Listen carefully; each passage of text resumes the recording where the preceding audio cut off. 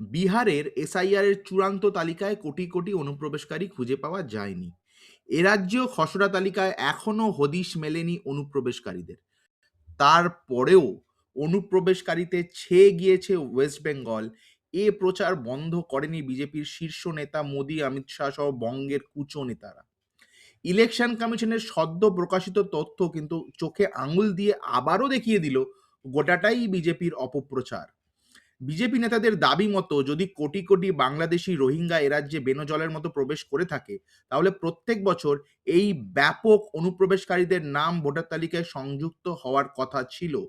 কিন্তু বাস্তবে এই সংযুক্তিকরণ ঘটেছে কি? ডেটা বলছে গত এক দশকে বাংলার নতুন ভোটার সংযুক্তিকরণের সংখ্যা দিন দিন কমে চলেছে। ইলেকশন কমিশনের তথ্য বলছে 2014 সালে মোট 32,29,652 জন নতুন ভোটার সংযুক্ত হয়েছিলেন ভোটার তালিকায়। আর 2024 সালে সংখ্যাটা কমে দাঁড়িয়েছে মোট 14,30,998 জন, অর্থাৎ অর্ধেকেরও কম।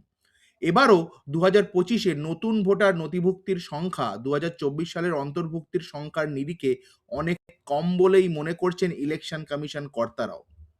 ফলে বিজেপির অনুপ্রবেশ তত্ত্ব যে জলজ্যান্ত মিথ্যার কারবার, তা কমিশনের দেওয়া তথ্যে আবারও প্রমাণ হয়ে গেল। আমি বারবার বলি, ডেটা তুলে ধরা আমার কাজ, ভাবনা আপনাদের। ভাবুন, ভাবতে থাকুন, ভালো থাকবেন। নমস্কার।